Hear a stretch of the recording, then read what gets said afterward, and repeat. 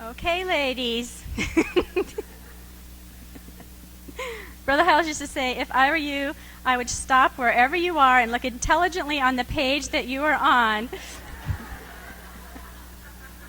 Okay, let's start reading at verse 3. It says, the aged women likewise, that they be in behavior as becometh holiness, not false accusers, not given to much wine, teachers of good things.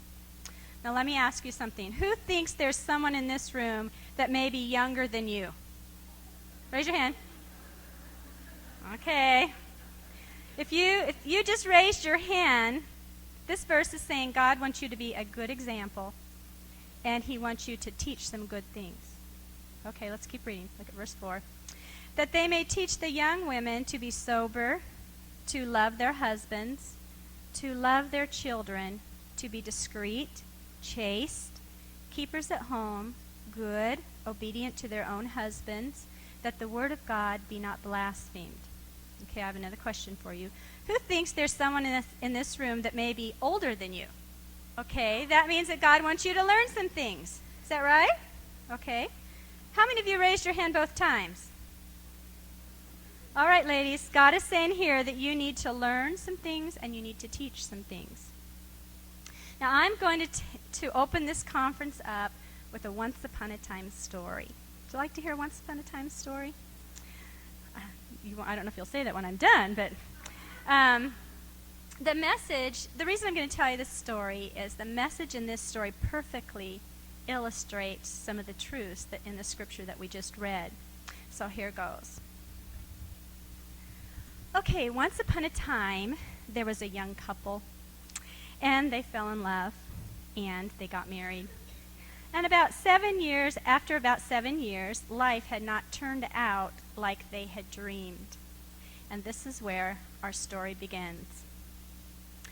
Ginny Musgrave woke at the shrill rasp of the alarm with a sudden start and a heavy realization that the brief night's rest was over.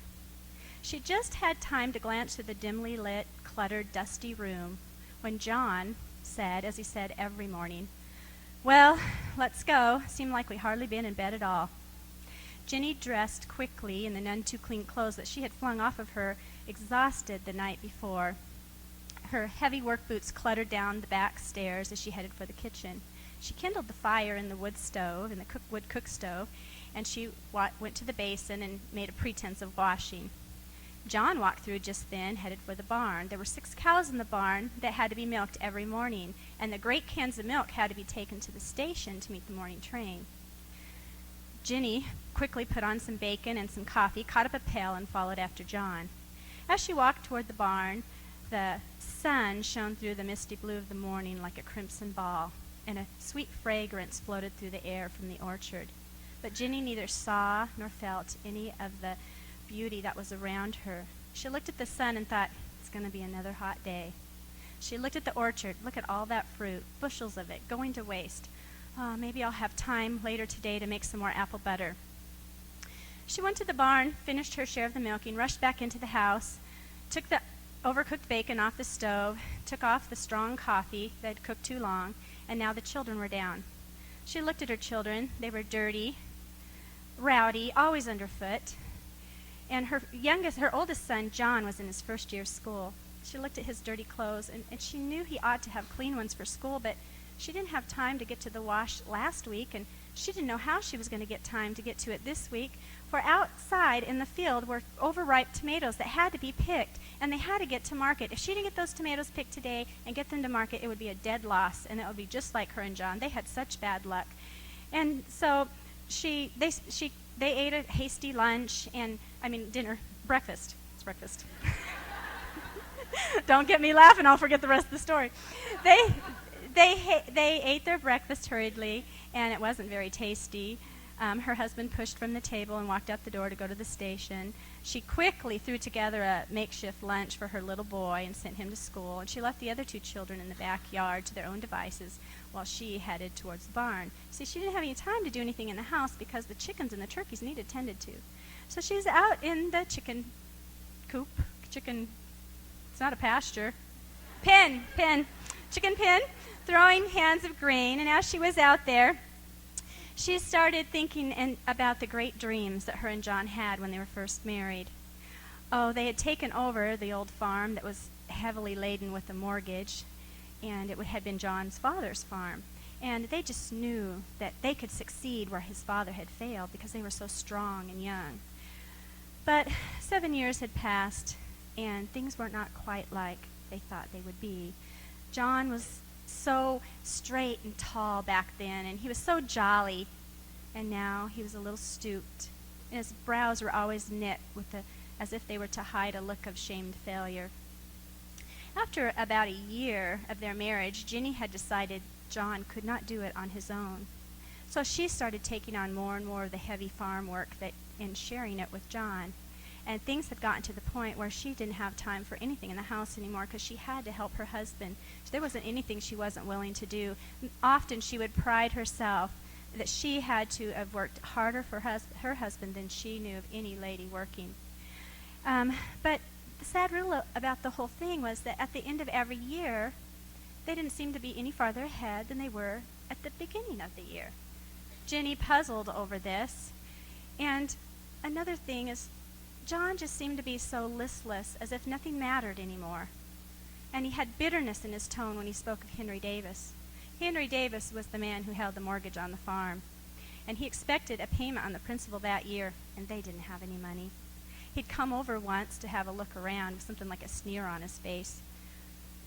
And Ginny didn't know what they would do. If Henry Davis decided to foreclose, that would be the end. There would be no getting up from there. If they couldn't pay on the mortgage, they could never save enough money to buy another farm, which means they would be poor renters all the rest of their life. Well, Ginny finished with the chickens and headed for the tomatoes. She started putting the overripe tomatoes into the bushel basket. And as she did, she could see through the break of the trees, about a half-mile away, a bit of glistening dark road that caught the sun. A fast-moving, swift-moving procession of objects moved to and fro on its polished surface. The state highway. Ginny hated that highway. She hated it because it was so tauntingly close and yet so hopelessly far away. You see, if the highway had run right by their front yard like it did Henry Davis's, that would solve all their problems about marketing their fruits and vegetables. They could just set them out on the lawn and people would drive up and get out and buy them. As it was, no one paid the least bit of attention to the sign that John had put at the end of their long, dusty driveway that led to their farm. But she hated it for another reason. She hated it because it hurt her with all that it suggested. It hurt her to think of all those carefree, happy ladies that went place to place, pleasure to pleasure, that got to see things and experience things while Ginny slaved away there on the farm. She was so weighted down by the work of that farm, she felt like one of the big rocks stuck in the pasture field. Well, Ginny could tell by the scorching heat and by the position of the sun that it was time to go in and make sure there was something ready for John when he came in for lunch. So she started up the path for home, and she gave a long yodeling call to her children. They appeared from the orchard, tattered and torn from experiments that they had had with the wire fence. Ginny looked at her children, and her heart smothered her. They were dirty, tattered, and torn. The part of the drudgery of the work that hurt her most was that she did not have time for her children. She did not have time to sew for them. She did not have time to teach them things other children knew. Life had crushed out many dreams, but one of the dreams it had crushed out were little boys in bright new suits and little girls in ruffled dresses. But as it was, Ginny's children were growing up like the farm weeds, just left to their own devices every day. The only time she ever really even talked to them was when she had to warn them about some dangerous misdeed they had gotten into while she was out working. Sometimes Ginny felt like she didn't really have any love at all in her heart for her children. In fact, she was just so tired she didn't have any feelings. She walked into the kitchen. She really didn't have time to make lunch, so she just put a loaf of bread on the table and some apple butter and some leftover pie. John came in. They ate their lunch in silence. He pushed away from the table and said, "Well, I'm going out to plow the south field." And Ginny said, "Well, I'm almost done with the tomatoes. I'm going to have them picked and into town today." And they started work again. Ginny worked several more hours out in the scorching heat, and just as she had put the last bushel basket of tomatoes onto the milk wagon, she heard shrieks coming down the path. She looked, and her children would say, "Mom, Mom, there's a pretty lady all dressed up at our kitchen door. She wants to talk to you." Jenny stopped, thought, what could it mean? A pretty lady at my kitchen door wanting to talk to me? She said, and then her hopes rose. Maybe she saw my sign. Maybe she's come to buy fruit. Maybe she's come to buy bushels of fruit. And she said, and she asked the children, did she have a car? "No, Mom, she just walked up." Jenny's hopes were dashed down. Oh, she's probably some sales lady wanting to sell me a subscription to some magazine that I don't even have time to read. She walked up the path and entered the back door of the kitchen. She looked across at a door that led to the side yard, and there stood the lady.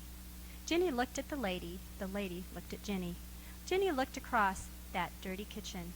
She looked across the kitchen that had the remains of 2 meals left on the table, at the littered table, the littered counters, the dirty floor, the chairs scattered all over.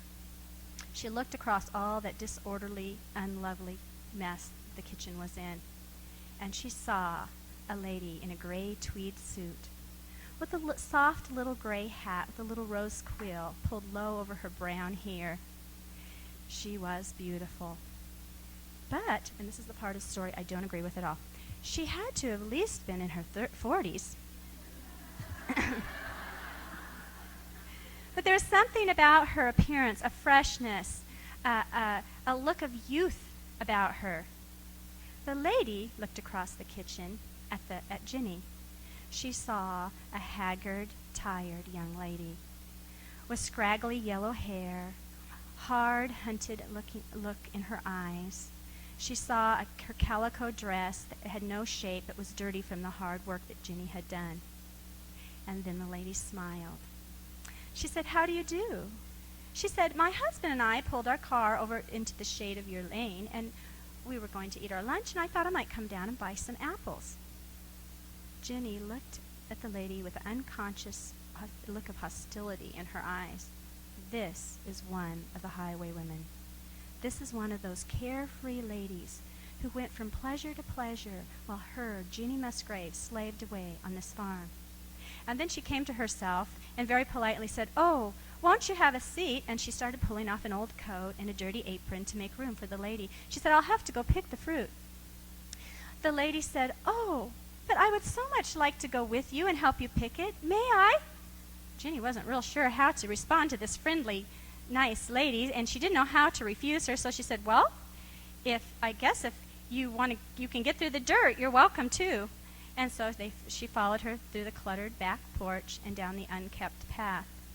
As they walked down the path, Jenny saw some things that she had been in such a hurry before that she never saw. She saw a tub of laundry that she had put on a week ago to soak and had never gotten back to it. She saw tipped over milk pails with spoiled milk. She saw piles of rubbish that had never been taken away. Her cheeks burnt with shame as she looked at her path, as this lady must have looked at her path. And then the shame was replaced with resentment. "Why should I care?" she thought. "Why should I care what this lady thinks? She's going to just be here for a little while and then she'll be gone. She has no idea how hard I work." They got to the orchard and Jenny went over to the fence to pick up a long, heavy ladder so that she could climb up and pick some apples for the lady. "Oh," the lady said in distress, "you mustn't. It's too heavy. It's too heavy for both of us. Look, let's just pick them off the ground. These apples are perfectly fine that are on the ground." Jenny stopped and looked at her. She said, "Too heavy? I wish this were the heaviest thing I ever had to carry. It feels light after putting all those bushel baskets of tomatoes on the milk wagon." And the lady looked at Jenny and said, "But do you think it's right? I mean, that's man's work." Something furious and long pent broke forth out of Jenny. "Who are you? Who are you to be telling me what a lady's work is and what a man's work is? Who are you to be saying whether I'm right or not? You have no idea. A woman like you don't know what it means to work. You have no idea." And Jenny's voice had reached a high pitch of hysteria, but the lady's cool, low, soft tones broke through. She said, "Listen. Oh, please listen to me. I'm so sorry that I offended you by saying those things. But while we're talking, why don't we sit down here and rest? It's so cool and lovely under these trees, and maybe you could tell me all about it. I know I'm only a stranger, but sometimes it helps to talk, and you could tell me anything since you won't ever see me again. Jenny said, rest? I can't sit down and rest. I have a wagon ready to go to town. Right now it's going to be hard for me to get back before dark as it is. I don't have time to rest. And then something wonderful happened. The lady took her soft, cool hand and touched Jenny's dirty arm and said, just take the time you would have taken picking the apples. I would much rather. Won't you tell me why you have to work so hard? Jenny could not refuse the compassion and the sincere concern in the lady's eyes and the soft touch of her hand. She sat down beside the lady, and she started, well, me and John, we're just not getting anywhere. We're plumb discouraged. We work night and day, and nothing's working out. Henry Davis is going to come and foreclose, and I just don't know what to do. And it isn't that I haven't done my part. Look at me. I'm barely 30 years old, and I look like I'm 50. I'm all weather-beaten and worn. That's how hard I've worked. And the lady said, and do you think that's helped your husband? Oh, Jenny said, what do you mean? What do you mean help my husband? Of course it's helped my husband. Why shouldn't it help my husband? And the lady looked off into the orchard, laced her fingers around her knees, and said, men are such strange creatures. She said, they want us to be economical, but they like to see us in pretty clothes. They need our work sometimes, but they want us to keep our youth and our beauty. And sometimes they don't know what they want the most, so we must choose. Jenny looked at the lady as if she were speaking in a foreign language. The lady continued. She said, I had to choose once. When we were first married, my husband started a little tiny business, and it was too tiny and too new for him to hire someone. So we considered the possibility of me working all day long in the office while he went out and did the sales. It sounded like such a good idea. And the more I thought of it, the more it worried me. I had a vision of us coming home tired out at the end of the day to a cold, dark house, me throwing together some makeshift meal, both of us worried sick about how the business was going. And I had a feeling it wasn't a very good idea, so I refused. It seemed like it kind of hurt my husband at first, but I went to work on my house. We didn't have much. It was just a little house at that time. All we had were our wedding gifts, but I knew I could make it clean and shiny and happy. And I just went to work on that house, and I would meet my husband at the door, and I would have his favorite meal ready. And I knew in a couple of months that I had done the right thing. See, sometimes he would come home so discouraged, ready to just give it all up. And I would feed him a good meal, and we would go sit in our cheery, clean, neat, orderly living room, and I would read to him or tell him some funny things that might have happened to me that day. And by the time we went to bed, he had gotten his courage back. I could see the change come over him. He would get up the next morning and he would go fight it out again, ready to fight and ready to win. And he did win.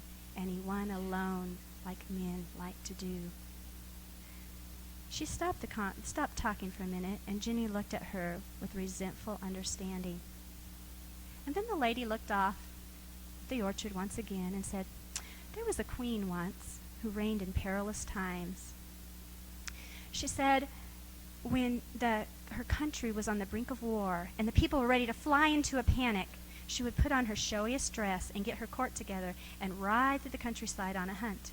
And all the people would see the queen so gay and happy, looking so beautiful, riding around with her court, and they'd think, oh, everything must be okay. I guess we might as well not worry. And she tied over many a danger for her little country by doing that. She said, I try to be like that queen. She said, when my husband comes home and there's been a crisis in his business, and there has been several, or when he's very discouraged, and I know it, I put on a pretty dress, put together the best meal I could think of. Sometimes I even throw a party, and somehow it always seems to work. She said, you see, that's the lady's part, to play the queen.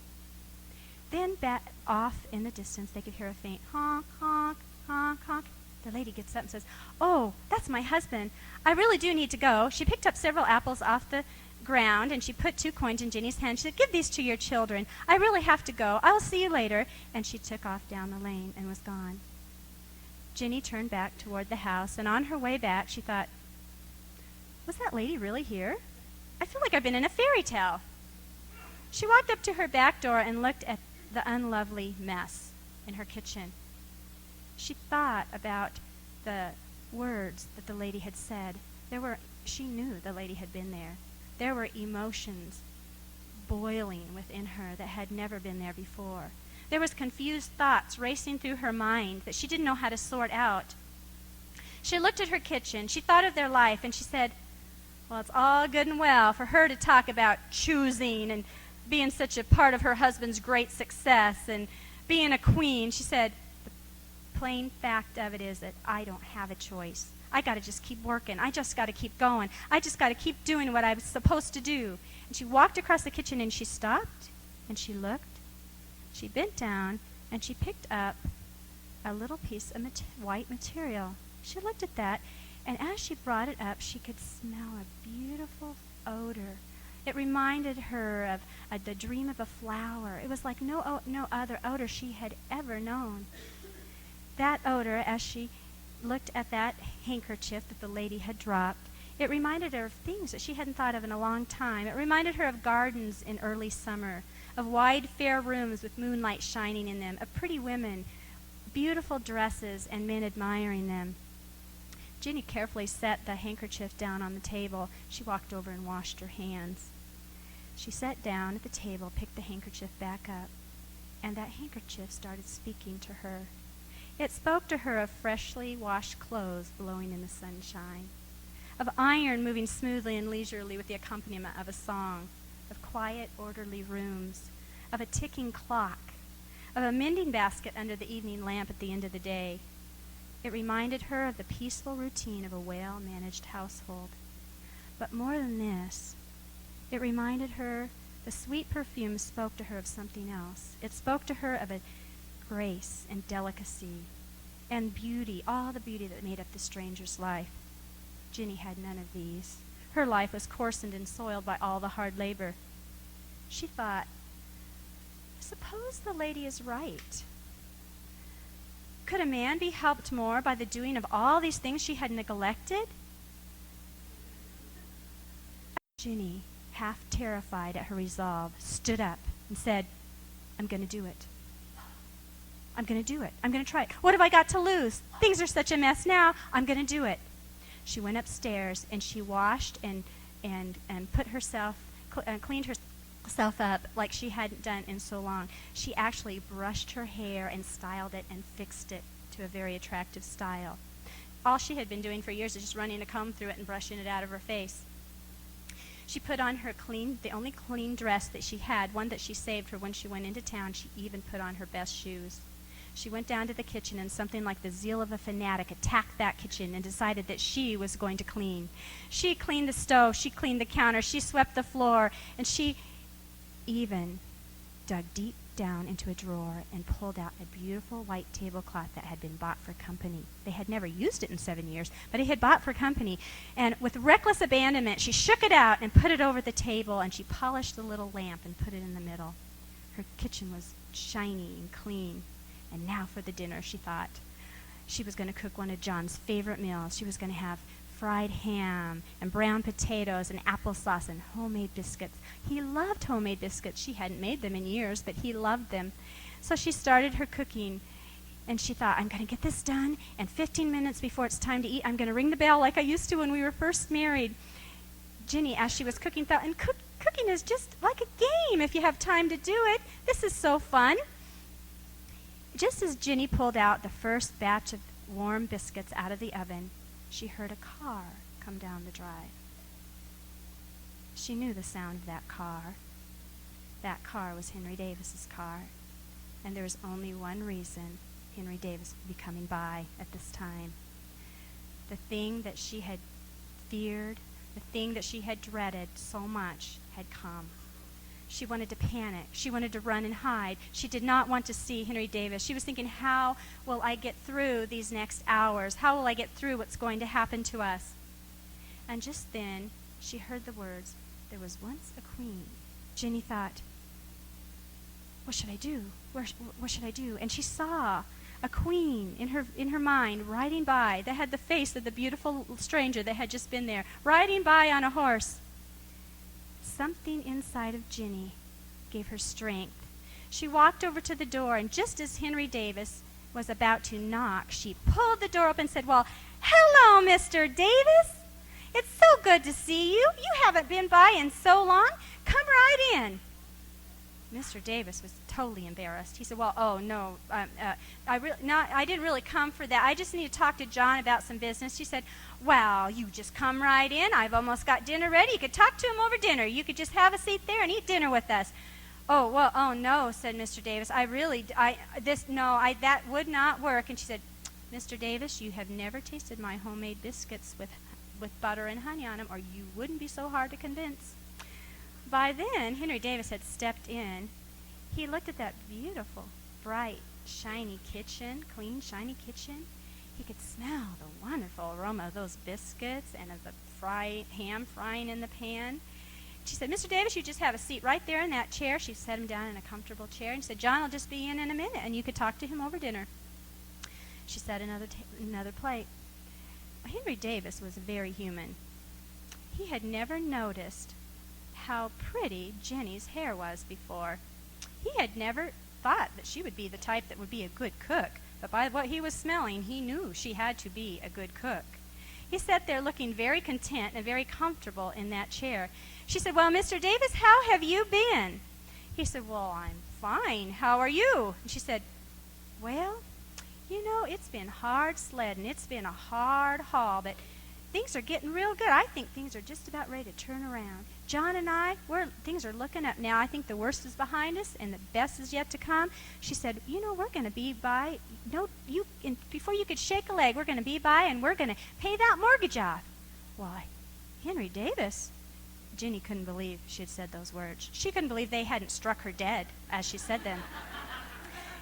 Henry Davis, they had a great effect on him, though. He looked at her and he said, "Well, that's really good news, People have been, people, you just hear, it didn't sound like things were going too good, and man has to watch out for his investments." And Ginny said, "Oh, yes, I understand." And just about that time, she sent her little boy out to get the father, John, to come in for dinner. And John walked in. He had heard, the boy told him that Henry Davis was there. He walked in the room as a man would walk before a jury that was ready to convict him. But he stopped at the doorway and he blinked. Now, John Musgrave was a large, slow-moving man who had very few words to say, which served him very well at this moment. He walked over, shook hands with Henry Davis. Let me see where my time is. He walked over and shook hands with Henry Davis. And then he walked over and washed in the wash basin, and he sat down. Jenny started serving the food. He couldn't believe he was actually sitting at the head of his own table with Henry Davis, serving a delicious meal. John felt good about himself. All that subservient fear was gone. He looked like a man with confidence as he passed food to Henry Davis.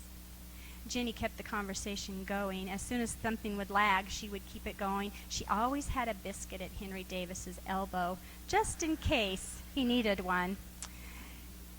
And Jenny thought, this is wonderful. If nothing else, this meal is a perfect success, and successes were very rare with her. Henry Davis even smiled, and that was a real experiment on his part because he hadn't smiled much before that she knew of. Well, the dinner was just about over, and Ginny had counted. Henry Davis had eaten 9 biscuits before the meal was over.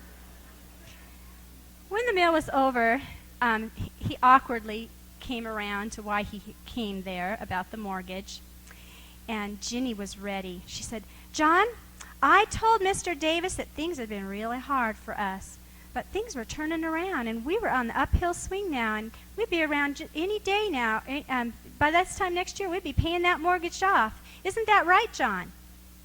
Now, John had just eaten a delicious meal. He was sitting in a clean, comfortable kitchen. He had served that man a wonderful dinner, and he looked at his pretty wife, and all the confidence she had in her eyes, and all logic went out the window. And he said, well, yeah, I think that we will be around this time next year to pay off that mortgage. And Mr. Davis, he said, if you would see it to renew it for us. And Mr. Davis said, oh, I can do that. So he takes out the mortgage, and they sign the papers, and Henry Davis was ready to leave. As he was going out the door, Jenny yelled recklessly, well, Mr. Davis, don't you wait so long to come back again. The next time you come, I'll have more biscuits waiting for you. And he said, oh, they're none too hard to eat, Mrs. Musgrave. I'll be around. And he walked out the door. Jenny walked over, started clearing the table, and Henry, and what's her husband's name? John. Too many people in this story. Glad there's not more than 3 people or I'd be in trouble. John walked over to the wall, took down some papers, and sat down at the table and started figuring. He said, you know, if I would just sit still for a little bit and do some figuring, I might find out where we've been wasting. I might get ourselves organized, and we might get along a little bit farther. And Jenny said, well, you know, you just might be right. She walked over to the sink and started doing dishes. And then she stopped, and she went over and polished a couple of apples and set them down by her husband. He looked at those apples. He looked at her. He kind of made a clumsy clutch at her arm. And he said, you sure look pretty tonight. And she shyly pulled away and said, oh, go on with you. And she walked over and started doing dishes again. And her cheeks were hot. And she thought, he looked more pleased at me setting those apples down beside him at that table than he did last year about the whole potato field that I dug up all by myself. After Jenny finished the dishes, she cleaned up the children, put them to bed. It was so strange to be done. She walked over, because usually they worked till late in the night and then dropped into bed. And John was quietly figuring. She walked over to the window, and she could see little twinkly lights moving back and forth through the break in the trees about a half-mile away. And she thought, I don't hate the highway anymore, because a lady from the highway came and visited me today, and she's changed my life. She thought, I wish I could see that lady again. I wish I could tell her that she was right. I wish I could tell her that Jenny Musgrave, that I have decided to break old habits, to go on and do what I'm supposed to do. I am going to make a change. I wish I could tell her. Guess she'll never know. But just a ways down the highway, there was a lady in a gray tweed suit sitting beside her husband. All of a sudden, she leaned pretty close to him. And he said, oh, are you tired? Do you want us to stop at the next town? And she said, oh, no, I'm not tired. I really do like driving at night. She said, I was just thinking of that poor lady back at the farm. It was so hopeless. Her whole situation was just hopeless. It was so sad. And he said, oh, I'm sad too. If it makes you that sad, I'm sad for her too. And she said, you know, I think now about those things I said to her. She must think I'm crazy. I feel so foolish for having tried to. I wanted to help her so much, but I see now that I'm sure she didn't comprehend a word I was trying to tell her. I wished I could have found a way to help her.